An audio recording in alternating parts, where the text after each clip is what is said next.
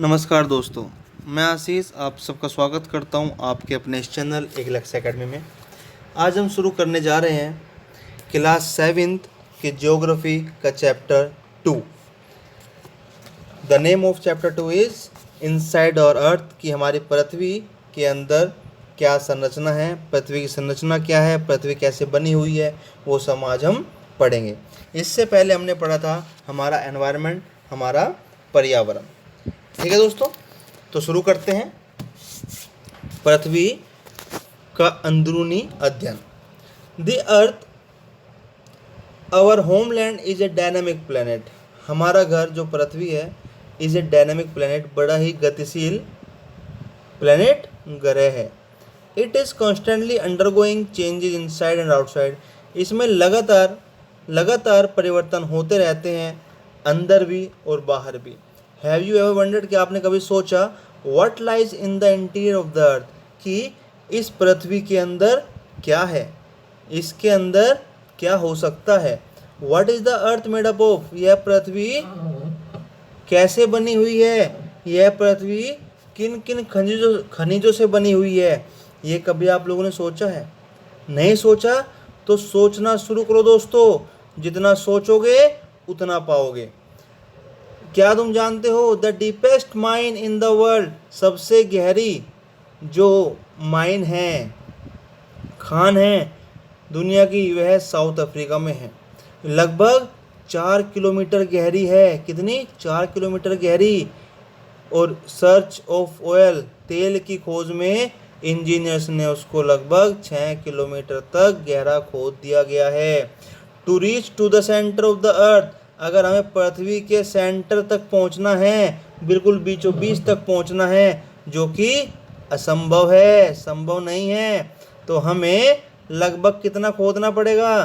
तो हमको 6000 किलोमीटर गहरा खोदना पड़ेगा, वो भी ज़मीन से नहीं, समुद्र के तल से। कहाँ से?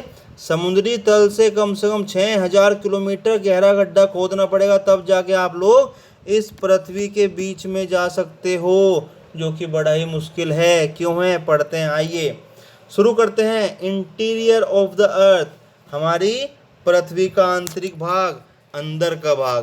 पहले ओवरव्यू ले लेते हैं। ये आपकी पृथ्वी है, ये आपकी क्रस्ट लिखी हुई है। क्रस्ट का मतलब होता है दोस्तों परपटी। क्रस्ट के बाद एक भाग आता है जिसको आप मेंटल कहते हो, लेकिन ये पूरा भाग मेंटल नहीं है। ये जो येलो है ये मेंटल है, और जो ऊपर ऑरेंज था ये लिथोस्फीयर था। हम पढ़ चुके थे कल वाली क्लास में, जब चैप्टर 1 हमने पढ़ा था लिथोस्फीयर क्या होता है, स्थलमंडल। ठीक है, उसके बाद रेड शुरू होता है, ये है आपकी आउटर कोर। क्या है? Outer core. और ये वाली आपकी हो गई इनर कोर। 3 चीज़ें पढ़ी, एक क्रस्ट, एक मेंटल, फिर कोर। कोर के 2 हिस्से, इनर कोर, आउटर कोर। आइए, जस्ट लाइक एन ओनियन, प्याज की तरह, the earth is made up of several concentric layers with one inside another. आप लोगों ने प्याज तो देखा ही होगा, जब आप प्याज का ऊपरी छिलक उतारते हो तो उसके नीचे एक छिलक और होता है, जब वो उतारते हो उसके नीचे भी एक छिलक होता है। तो प्याज जो बना होता है वो छिलकों की परत का बना होता है। उसी तरह आपकी पृथ्वी की भी सकेंद्री परतें हैं, आपकी पृथ्वी की भी सकेंद्री परतें हैं, एक के ऊपर एक के ऊपर एक चढ़ी हुई है।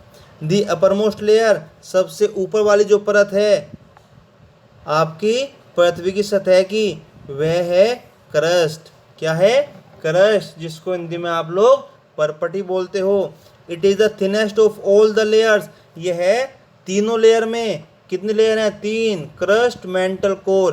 तीनों लेयर में सबसे पतली सतह कही जाती है। इट इज़ अबाउट, यह लगभग 35 किलोमीटर है, ऑन द कॉन्टिनेंटल मासेज।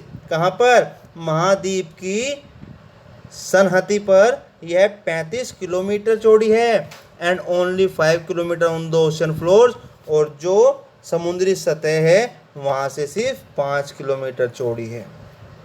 समझना दोस्तों, बहुत बारीक चीज़ है, ध्यान रखना कि आपके महाद्वीप संहति से 35 किलोमीटर चौड़ी है और लेकिन आपके समुद्री सतह से यह 5 किलोमीटर चौड़ी है। The main mineral constituents of the continental mass are silica and alumina.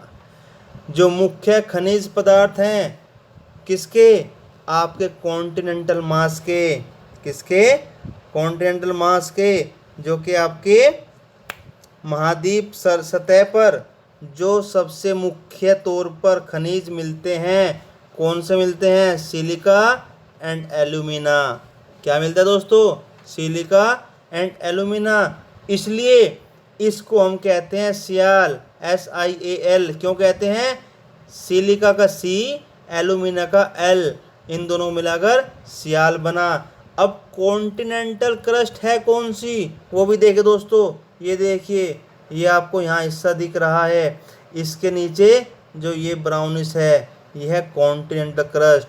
मतलब कि कॉन्टिनेंट तो महाद्वीप तो आपको चमकता है, वो उसके नीचे लगभग 35 किलोमीटर गहराई जो होगी वह आपका कॉन्टिनेंटल क्रस्ट होता है। इसी के अकॉर्डिंग ये आपका ओशियन है, ये बता रहा हूँ आपको, ओशियनिक क्रस्ट, ओशियनिक क्रस्ट समुद्री सतह वो ये है, लगभग समुद्र से, जो समुद्र तल है उससे 5 किलोमीटर नीचे, कितना, 5 किलोमीटर नीचे।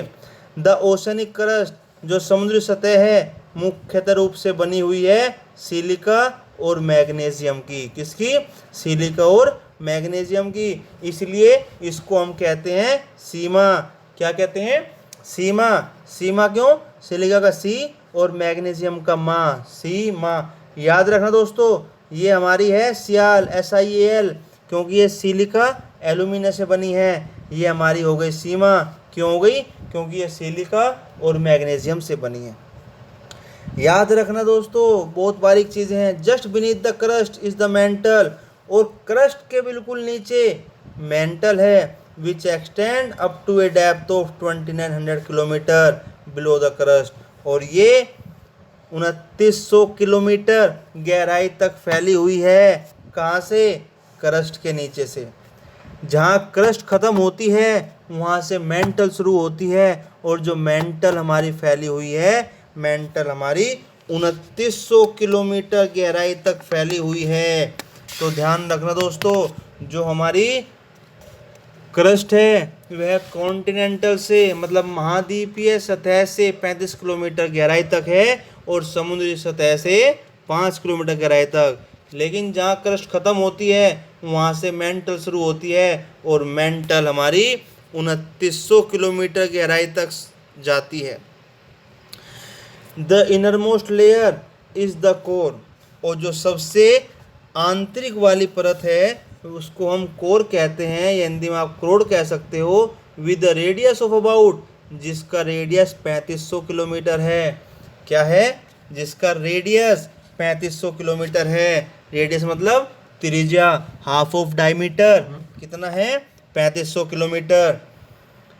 It is mainly made up of, और जिस तरह आपकी क्रस्ट बनी हुई है सियाल और सीमा से, सिलिका एल्यूमिनियम और सिलिका मैग्नीशियम से, उसी तरीके से यह भी बनी हुई है निकेल और आयरन से।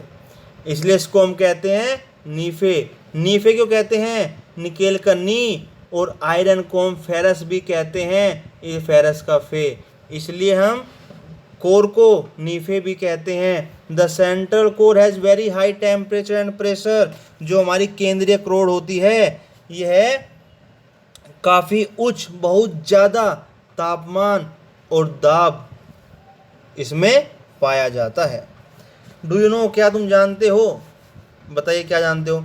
द क्रस्ट फॉर्म्स ओनली 1%, जो आपकी सतह है, परपटी है, जो आपकी परपटी है वह सिर्फ 1% आयतन होता है, किसका, पृथ्वी का। पूरी पृथ्वी का सिर्फ 1% आयतन क्रस्ट का होता है, परपटी का होता है। और आपके मेंटल का आयतन होता है 84%, 84%, और जो क्रोड होती है, क्रोड होती है वह 15% का आयतन रखती है पूरी पृथ्वी के आयतन के। और यहाँ पूरी पृथ्वी का त्रिज्या the radius of the earth is 6371, मतलब कि 6371। तो जो पूरी पृथ्वी का त्रिज्या है वह 6371 है। लेकिन इसमें से अगर आप त्रिज्या देखो कोर का, क्या देखो, तो कोर का त्रिज्या 3500 है, इसके आधे से भी ज़्यादा है। ठीक है दोस्तों।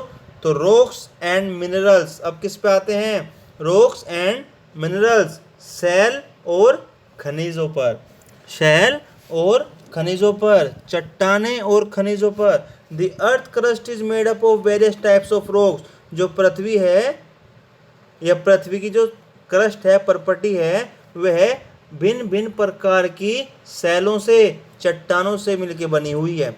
Any natural mass of mineral matter that makes up the earth's crust is called a rock. Any natural mass of mineral matter that makes up the earth crust is called a rock. तो जो प्राकृतिक पिंड होता है किसी भी खनिज पदार्थ का, नेचुरल मास प्राकृतिक पिंड ऑफ मिनरल मैटर ऑफ खनिज पदार्थ दैट मेक अप ए, जो मदद करता है पृथ्वी की परपटी को बनाने में। किसी भी खनिज पदार्थ की जो प्राकृतिक पिंड होता है जो मदद करता है पृथ्वी की परपटी को बनाने में, उसको हम चट्टान या रॉक या शैल कहते हैं, शैल भी कहते हैं। Rocks can be of different colour, size and texture. जो चट्टानें होती हैं, शैल होती हैं, वे अलग अलग रंगों की, अलग अलग आकारों की और अलग अलग गठन की होती हैं। There are 3 major types of rocks, 3 प्रकार की चट्टानें होती हैं। कौन कौन सी? Igneous rock, sedimentary rocks and metamorphic rocks. Igneous rocks को हिंदी में क्या कहते हो? आग्नेय रॉक्स। क्या कहते हो? आग्नेय। सेडिमेंट्री रॉक्स को क्या कहते हो? अवसादी चट्टानें। और मेटामॉर्फिक को क्या कहते हो? कायांतरित। तो ये 3 तरह की, इग्नियस, सेडिमेंट्री एंड मेटामॉर्फिक। आग्नेय, अवतारित, आग्नेय, अवसादी और कायांतरित चट्टानें। ठीक है। अब ये वर्ड आए कहाँ से? इग्नियस कैसे आया, सेडिमेंट्री कैसे आया, मेटामॉर्फिक कैसे आया, वो देखते हैं। इग्नियस, आग्नेय rock, Latin word Ignis, igneous Latin word Ignis से आया है, जिसका मतलब होता है फायर, आग। अब आग क्यों है वो पढ़ेंगे अभी। सेडिमेंट्री हमारा लैटिन वर्ड सेडिमेंटम से आया है, जिसका मतलब है सेटल डाउन। सेटल डाउन का मतलब होता है स्थिर। मेटामॉर्फिक रॉक ग्रीक वर्ड से आया, देखना ऊपर के 2 लैटिन से आए हैं, ये ग्रीक वर्ड से आया, जिसका मतलब है मेटामॉर्फोज, और इसका मतलब होता है चेंज ऑफ फॉर्म, मतलब कि चेंज ऑफ फॉर्म, रूप परिवर्तन। आइए, when the molten magma cools, जब मोल्टन मैग्मा, मोल्टन द्रवित मतलब पिघला हुआ मैग्मा जम जाता है, ठंडा होता है, इट बिकम सॉलिड, या बिल्कुल ठोस हो जाता है। क्या होता है? द्रवित मैग्मा, पिघला हुआ मैग्मा जब ठंडा होता है तो वह ठंडा होकर बिल्कुल ठोस हो जाता है। रॉक्स दस फॉर्म, और उस ठोस मैग्मा से जो चट्टानें बनती हैं उनको इग्नियस रॉक कहते हैं। क्या कहते हैं? Igneous rock. They are also called, उनको हम प्राइमरी रॉक्स भी कहते हैं। क्या कहते हैं? प्राइमरी, प्राथमिक चट्टानें भी कहते हैं। There are of 2 types of igneous rocks, और यहाँ पर 2 तरह की आग्नेय चट्टानें पाई जाती हैं। इग्नियस रॉक 2 तरह की पाई जाती हैं। एक होती है इंट्रूसिव रॉक्स, एक होती है इंट्रूसिव रॉक्स जिसको आप अंतर्भेदी भी कहते हो, और एक होती है एक्सट्रूसिव रॉक्स जिसको आप बहिर्भेदी भी कहते हो। अंतर्भेदी चट्टानें और बहिर्भेदी चट्टानें। अब ये अंतर्भेदी बहिर्भेदी क्यों कहलाई जाती हैं वो जानते हैं। कैन यू इमेजिन, क्या आपने कभी कल्पना की है lava coming out from the volcano, कि ज्वालामुखी से बाहर लावा आते हुए देखा है, कल्पना की है? करो। Lava is actually fiery red molten magma coming out from the interior of the earth on its surface.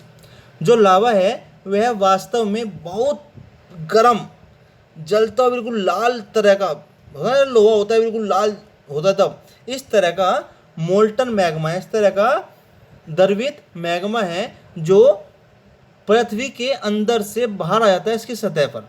देखा होगा ना कभी आपने देखा, ज्वालामुखी फूटा, उसके अंदर से कुछ निकला और वो बाहर फैल गया, तो वो जो बाहर फैला वो पृथ्वी की सतह पर, पृथ्वी के अंदर से आया। ठीक है, व्हेन दिस मोल्टन, जब यह द्रवित लावा, यह पिघला हुआ लावा कम्स ऑन द सरफेस, पृथ्वी की सतह पर आ जाता है, इट रैपिडली कूल्स डाउन, तो बड़ी तेजी से ठंडा होता है। ठीक है, एंड बिकम सॉलिड, और क्या हो जाता है, बिल्कुल ठोस हो जाता है। रॉक्स फॉर्म्ड इन सच ए वे, इस तरह से चट्टानें बनती हैं, ऑन द क्रस्ट, इस सतह पर, इस प्रॉपर्टी पर, उनको हम कहते हैं एक्सट्रूसिव इग्नियस रॉक्स। क्या कहते हैं, एक्सट्रूसिव, दैट मीन्स बरही भेदी चट्टानें। क्या कहते हैं, बरही भेदी आग्नेय चट्टानें कही जाती हैं। क्यों, क्योंकि वो जो लावा था, जो मैग्मा था, जो मोल्टन मैग्मा लावा की फॉर्म में बाहर आ गया, बाहर आकर जम गया चट्टान में, तो बाहर आया इसलिए बरही भेदी, अंदर होता अंतर्भेदी।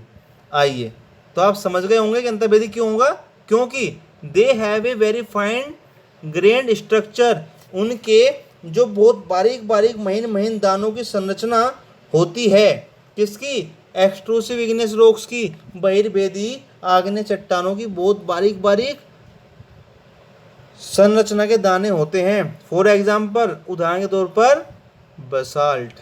क्या होता है, बेसाल्ट। और मैं आपको बताना चाहूँगा कि जो डक्कन प्लेट्यू है वह इन्हीं बेसाल्ट रॉक्स का, मतलब कि इन्हीं बहिर्वादी या इन्हीं बरी भेदी चट्टानों का बना हुआ है, डक्कन प्लेट्यू, याद रखना। Sometimes the molten magma cools down deep inside the earth crust, कभी कभी जो यह द्रवित मैग्मा होता है, यह द्रव होता है, द्रवित मैग्मा होता है, पिघला हुआ मैग्मा होता है, यह जमीन के परपटी के अंदर, पृथ्वी की परपटी के अंदर ही जम जाता है, सॉलिड रॉक्स सो फॉर्म, और तब वह ठोस चट्टानें बन जाती हैं, उनको हम कहते हैं इंट्रूसिव इग्नियस रॉक। क्या कहते हैं, इंट्रूसिव, अंतर्भेदी अग्नेय चट्टानें। Since they cool down slowly, क्योंकि वह धीरे धीरे ठंडी होती हैं, दे फॉर्म लार्ज ग्रेन, इसलिए उनके बड़े बड़े दाने बनते हैं। एक्सट्रूसिव के बहुत छोटे छोटे दाने बनते हैं, लेकिन इनके बड़े बड़े दाने बनते हैं। Granite is an example of such a rock, और इंट्रूसिव इग्नियस रॉक का जो एग्जाम्पल है वह ग्रेनाइट आप दे सकते हो। ग्रेनाइट क्या होता है, ग्राइंडिंग स्टोन, यह वह अपघर्षण पत्थरों में इस्तेमाल होता है जो यूज़ किए जाते हैं मिर्ची और अनाज को पाउडर बनाने के लिए। जिन पत्थरों का इस्तेमाल आप मिर्ची और पाउडर को पीसने के लिए करते हैं वह इन्हीं ग्रेनाइट का बनता है, समझे।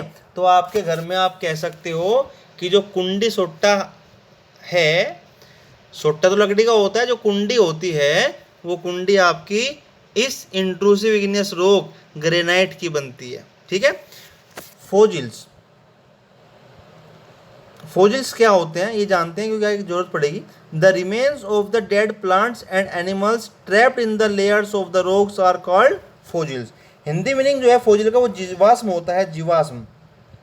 द रिमेन्स, अवशेष ऑफ डेड एनिमल्स और प्लांट्स, मृत जीवों, मरे हुए जानवरों और पौधों का जो अवशेष फंसे हुए थे या दबे हुए थे इन चट्टानों की परतों में, उनको जीवाश्म कहा गया है। ठीक है, रॉक्स रोल डाउन, क्रैक, तो हमने अब तक पढ़ा इग्नियस रॉक के बारे में। अब आते हैं आगे।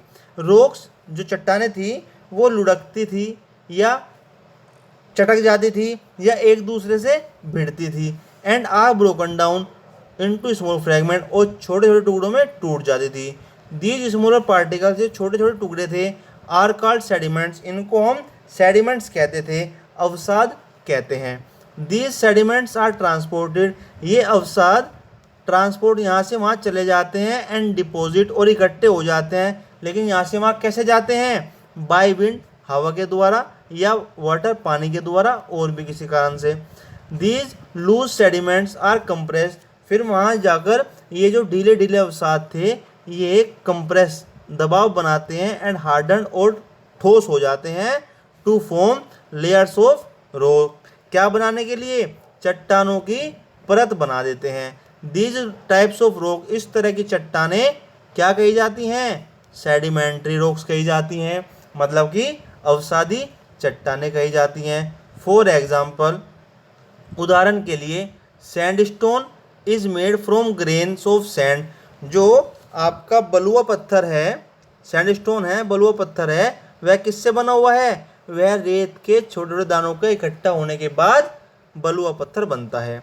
दीज रॉक्स में also contain fossil of plants, ये चट्टानों में अवसाद जीवाश्म पाए गए हैं। जीवाश्म किसके? प्लांट्स पौधों के, जानवरों के और छोटे छोटे जीव जंतुओं के या कीटाणुओं के। एंड जो that once lived on them, जो कभी भी उन पे एक आध बार रहे होंगे। किन पर? उन चट्टानों पर।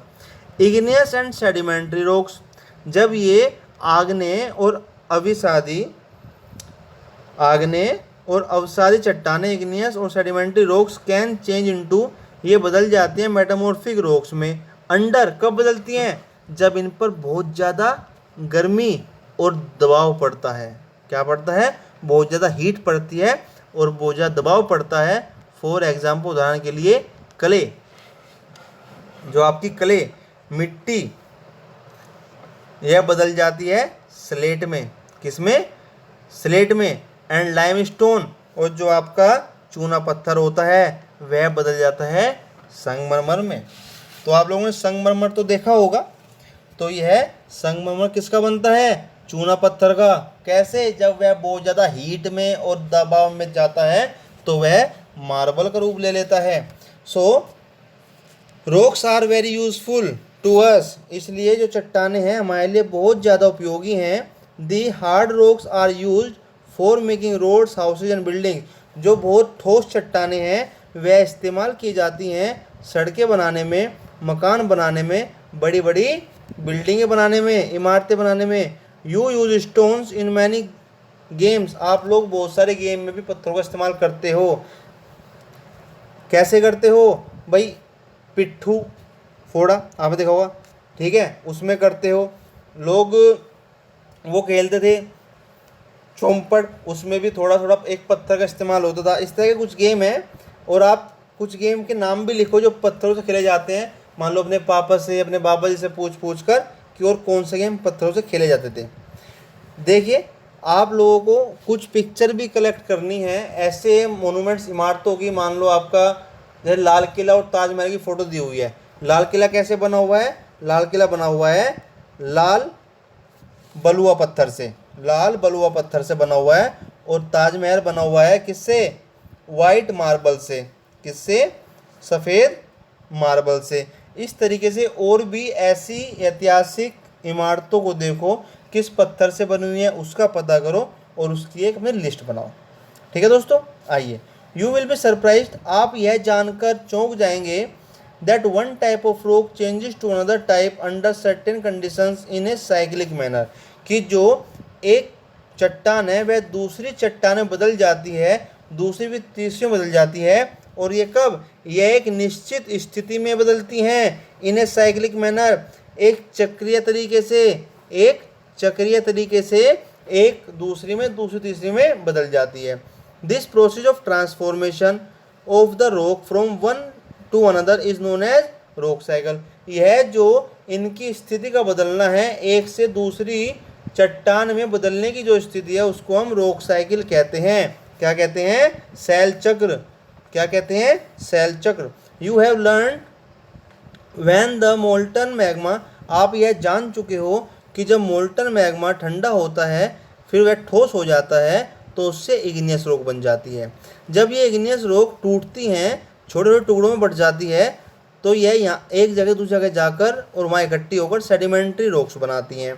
जब ये इग्नियस और सेडिमेंट्री रॉक्स पर हीट और प्रेशर पड़ता है तो ये मेटामॉर्फिक रॉक बनाती है। उसके बाद जब मेटामॉर्फिक रॉक्स पर दोबारा बहुत हाई क्वांटिटी में हीट और प्रेशर, गर्मी और दबाव पड़ता है तो यह पिघलकर मोल्टन मैग्मा का रूप ले लेती है। उसके बाद मोल्टन मैग्मा दोबारा फिर ठंडी होती है और ठोस हो जाती है, इग्नियस रॉक पहुंच जाती है। तो ये देखिए, ये यहाँ पर रॉक साइकिल दी हुई है। ये है मैग्मा, यह ठंडा हुआ, ठोस हुआ, ये बना इग्नियस रॉक। इग्नियस रॉक टूटी, छोटे टुकड़े बने, टूटने के बाद ये बने सेडिमेंट्स और सेडिमेंट से बने सेडिमेंट्री रॉक।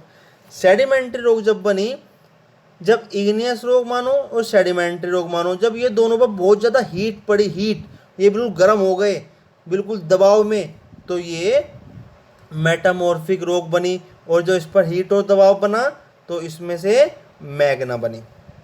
ठीक है दोस्तों, तो ये प्रोसेस था आपकी रॉक्स के बनने का। अब rocks are made up of different minerals, जो चट्टानें हैं वह अलग अलग खनिजों से मिलके बनी होती हैं। Minerals are naturally occurring substances which have certain physical properties and definite chemical composition. जो खनिज होते हैं वह प्राकृतिक रूप से पाए जाने वाले तत्व होते हैं जिसमें कि एक निश्चित फिजिकल प्रॉपर्टी मतलब कि भौतिक गुणधर्म पाया जाता है और डेफिनेट केमिकल कंपोजिशन और एक निश्चित रासायनिक मिश्रण पाया जाता है।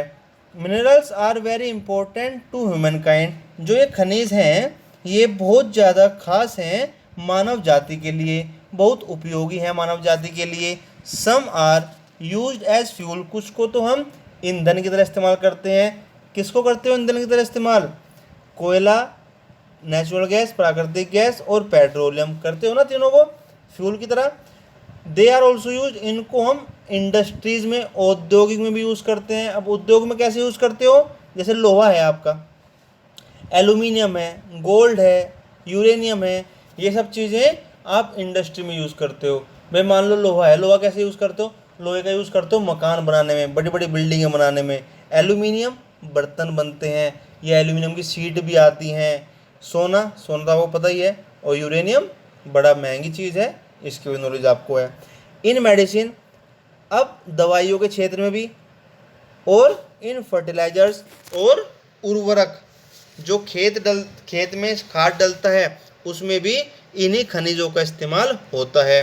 तो देखा दोस्तों, आपकी पृथ्वी आपके लिए कितनी ज़्यादा इम्पोर्टेंट है। तो इन चीज़ को पढ़ो, समझो, और ये आगे एक्सरसाइज है, इसको नोट करो। नोट करने के बाद इनको सोल्व भी करो। ठीक है दोस्तों, देखिए एक्सरसाइज है, इसको नोट कीजिए और फिर सोल्व भी कीजिए। ठीक है दोस्तों, तो आज के लिए सिर्फ इतना ही। आप लोगों का बहुत बहुत धन्यवाद।